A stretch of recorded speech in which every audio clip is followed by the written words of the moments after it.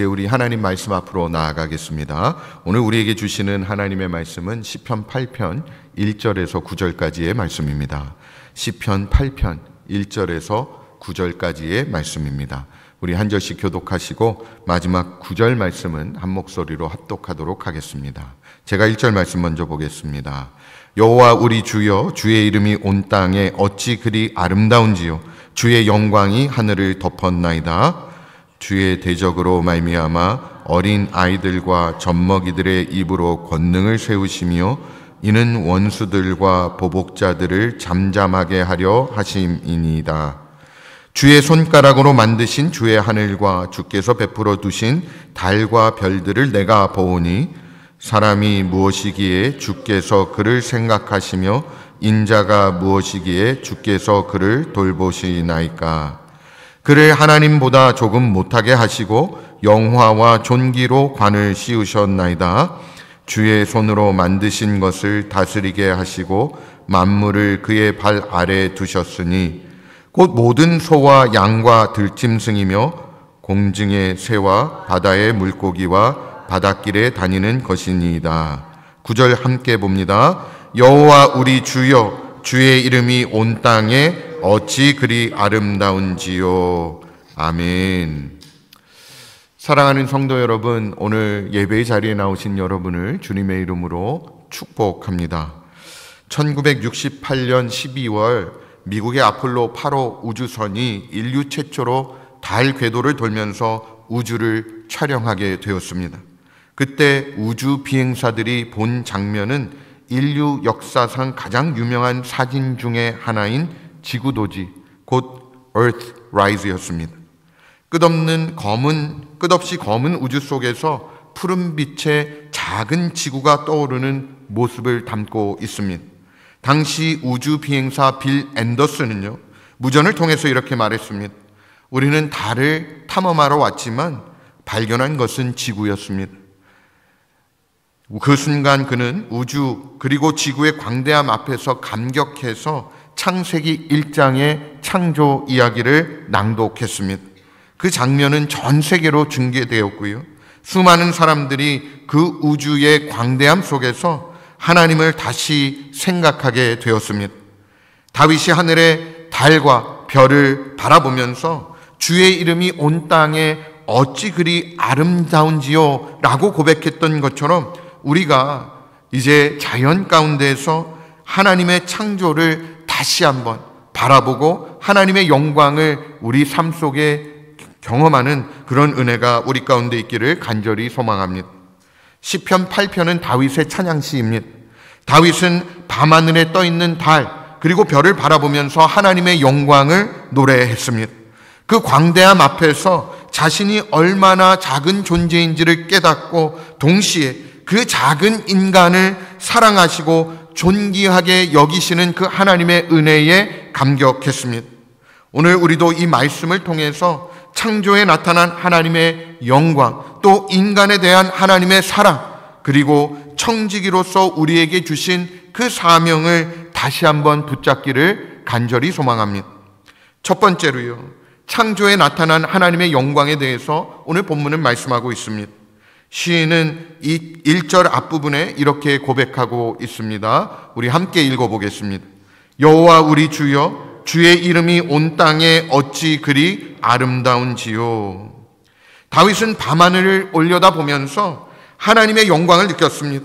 하나님의 손가락으로 지으신 달과 별, 그리고 그 수많은 은하와 별빛 속에서 인간의 눈에 다 담아낼 수 없는 광대하신 하나님의 영광을 그는 발견한 것입니다.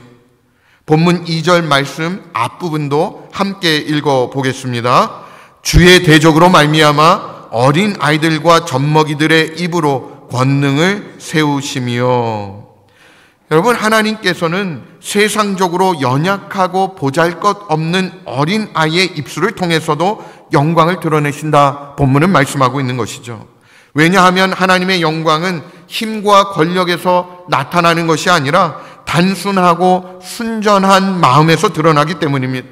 그러므로 우리 믿는 자들은 만물 속에 나타난 하나님의 영광에 감사하며 그 영광을 찬양하는 사람인 줄 믿습니다.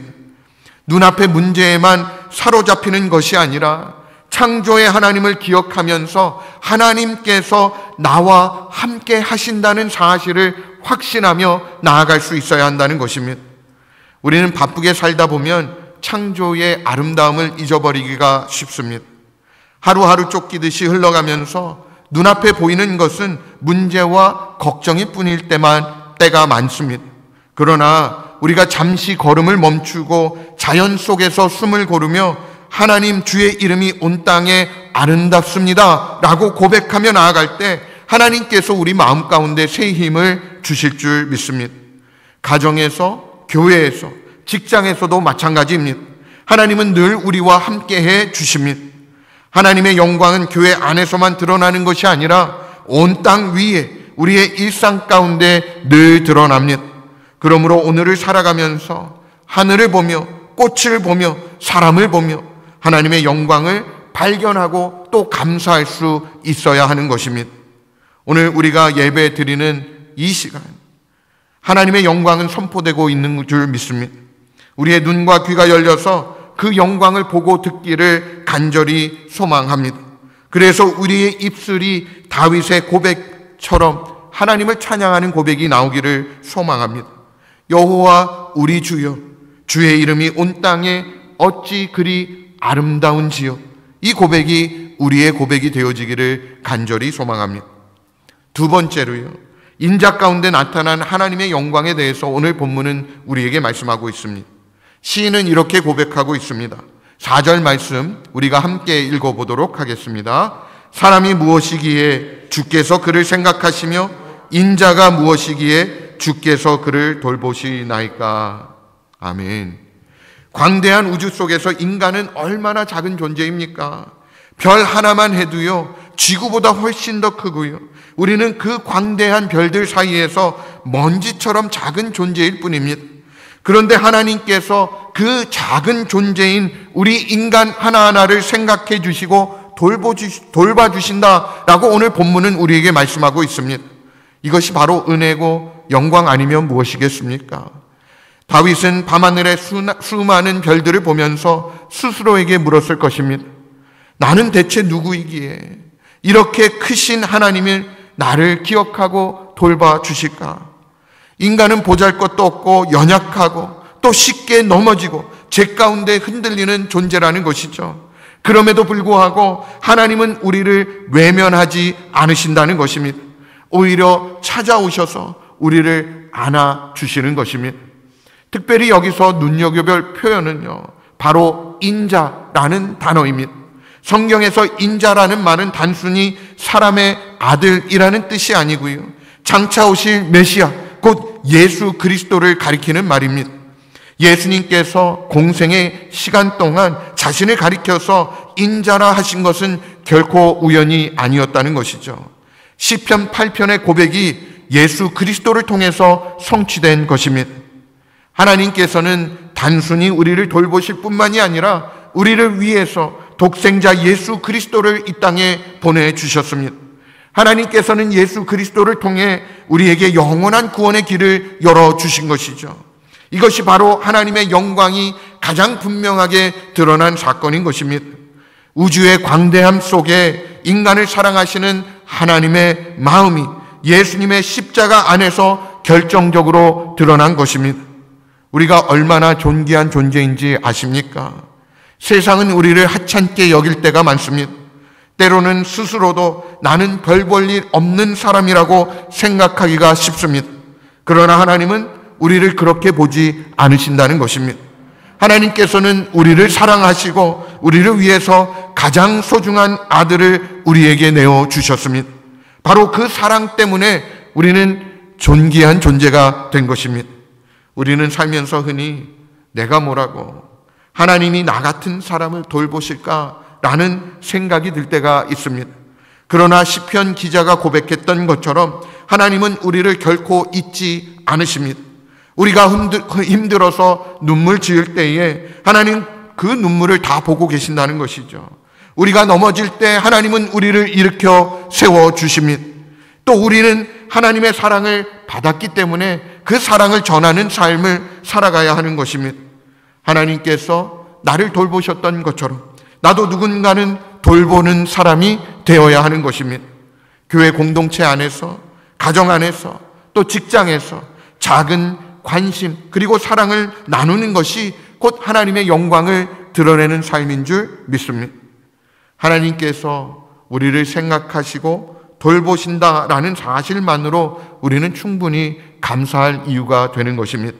무엇보다 그 사랑이 예수 그리스도를 통해서 확증되었다라는 사실을 기억해야 합니다. 오늘 우리도 잊지 않고 돌보시는 하나님께 감사하면서 우리도 그 사랑을 전하는 삶을 살아가는 은혜가 우리 삶 가운데 있기를 주님의 이름으로 축복합니다. 마지막 세 번째로요, 다스림 가운데 나타난 하나님의 영광, 오늘 본문은 우리에게 말씀하고 있습니다. 시편 8편은요 우리 인간이 얼마나 작은 존재인가를 말하면서도요 동시에 얼마나 존귀한 존재로 지음받았는지를 선포하고 있습니다. 5절 말씀을 보게 되면 하나님께서 사람을 그저 먼지처럼 여기신 것이 아니라 오히려 그를 하나님보다 조금 못하게 하시고 영화와 존귀로 관을 씌우셨다라고 고백하고 있습니다. 그리고 우리에게 다스림의 사명을 맡겨주셨습니다. 하나님은 창조 때부터 사람을 하나님의 형상으로 만드시고 말씀하셨습니다. 창세기 1장 28절 말씀을 보게 되면 생육하고 번성하여 땅에 충만하라, 정복하라, 다스리라 이렇게 말씀하셨습니다. 그 말씀은 단순히 권한을 주셨다라는 의미가 아니고요 우리에게 책임을 맡기셨다라는 뜻입니다. 인간이 자연과 피조 세계를 돌보고요 질서를 지키고 아름다움을 가꾸어 나아갈 수 있도록 청지기의 사명을 우리에게 주신 것입니다. 시편 기자는 이렇게 고백하고 있습니다. 6절부터 8절까지의 말씀 우리가 함께 읽어보도록 하겠습니다. 주의 손으로 만드신 것을 다스리게 하시고 만물을 그의 발 아래 두셨으니 곧 모든 소와 양과 들짐승이며 공중의 새와 바다의 물고기와 바닷길에 다니는 것이니이다. 아멘. 이는 단순히 농사 그리고 가축 관리 같은 현실적인 일을 말하는 것이 아닙니다. 하나님께서 우리에게 주신 모든 피조 세계를 맡아서 돌보고 질서를 지키며 하나님의 영광을 드러내는 삶을 살아가라 우리를 부르신 것입니다. 그런데 중요한 것은 우리가 다스리는 방식입니다. 세상의 다스림은요 힘으로 억누르고 자기 욕심을 위해서 소유하고 착취하는 경우가 많습니다. 그러나 하나님이 원하시는 다스림은요 사랑과 책임을 기반으로 한 다스림이라는 것이죠. 주인이 아니라 청지기로서 섬기고 돌보는 삶을 말씀하고 있는 것입니다. 자연을 함부로 파괴하지 않고요 이웃을 무시하거나 억누르지 아니하고 돌보는 삶을 말하는 것입니다. 여러분, 우리가 맡은 영역이 크든 작든 상관이 없는 것이죠. 가정에서 부모로서 자녀를 양육하는 일, 직장에서 맡겨진 일을 정직하게 감당해 나아가는 일, 교회에서 봉사의 자리에서 충성하는 일, 이 모든 것이 바로 다스림의 자리라는 것입니다. 우리가 충성스럽게 그 맡은 일을 감당해 나아갈 때 그곳에서 하나님의 영광이 드러나게 될 줄 믿습니다. 한 가지 실제적인 예를 들어보겠습니다. 한 청년이 회사에서 작은 행정 업무를 맡게 되었습니다. 사람들 눈에는 사소한 일이었지만 그는 그것을 하나님께서 자신에게 맡겨주셨다라는 그런 마음으로 정직과 성실로 그 일을 감당해 나아갔습니다. 시간이 지나자 그 동료들은 이 청년을 신뢰하기 시작했고요. 그는 더욱더 큰 일을 맡게 되었습니다. 결국 그는 자신의 일터에서 저 사람은 무슨 일을 해도 다르다, 믿을만 하다라는 평가를 받게 되었고 하나님께 영광을 돌리게 되었습니다. 다스림은 이렇게 여러분 거창한 권력이 아니고요. 작은 일에 충성할 때 드러나는 줄 믿습니다. 여러분 이것을 적용해 보면 이렇습니다. 하나님께서 나에게 맡겨주신 일이 무엇인지를 깊이 생각해 볼 필요가 있는 것입니다. 그것이 가정이든 직장이든 교회이든 작은 사명이라고 할지라도 충성스럽게 감당해 나아갈 때 하나님은 그 삶을 통해 영광을 받으시는 것입니다. 우리는 하나님이 주신 피조 세계를 사랑하고 아껴야 합니다. 자연을 파괴하는 것이 아니라 지키고 가꾸는 것이 바로 하나님을 영화롭게 하는 길인 줄 믿습니다. 무엇보다 이웃을요, 다스림의 대상이 아니라 사랑해야 할 형제 자매로 바라보아야 합니다. 다스림은 권력이 아니고 사랑과 책임, 또 다른 표현임을 우리는 기억해야 하는 것입니다. 하나님은 우리를 조금 못한 존재로 지었다 본문은 말씀하고 있습니다.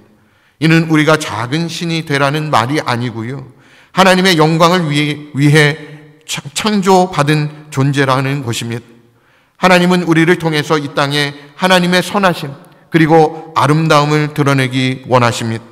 가정에서, 교회에서, 사회에서 하나님께서 맡기신 자리 충성스럽게 감당해 나가며 청지기적 다스림을 살아가는 저와 여러분 되어지기를 주님의 이름으로 축복합니다. 1800년대 영국에서요, 로버트 모펫이라는 선교사가 아프리카 선교 보고를 하러 교회에 방문하게 되었습니다. 그는 아프리카에는 복음을 듣지 못한 수많은 영혼들이 있습니다. 그들을 위해 헌신한 젊은이가 필요합니다 라고 간절히 호소했지만 모인 회중 중에서 아무도 그 자리에 일어나지 않았습니다. 그러나 그 자리 뒤쪽에 앉아있던 한 소년이 있었습니다. 그는 나이가 어려서 아직 사람들의 눈에는 주목받지 못했지만 마음속으로 이렇게 결단했습니다. 주님, 제가 그 길을 가겠습니다. 그 소년이 바로 데이빗 리빙스톤입니다. 훗날 그는 아프리카 선교, 그 길을 걸어가면서 수많은 사람들에게 복음을 전하고요, 하나님의 영광을 드러낸 인물이 되었습니다. 세상은 그를 하찮게 여겼을지 몰라도 하나님은 한 사람의 그 작은 헌신을 통해서 온 땅에 하나님의 이름을 드러내신 것입니다.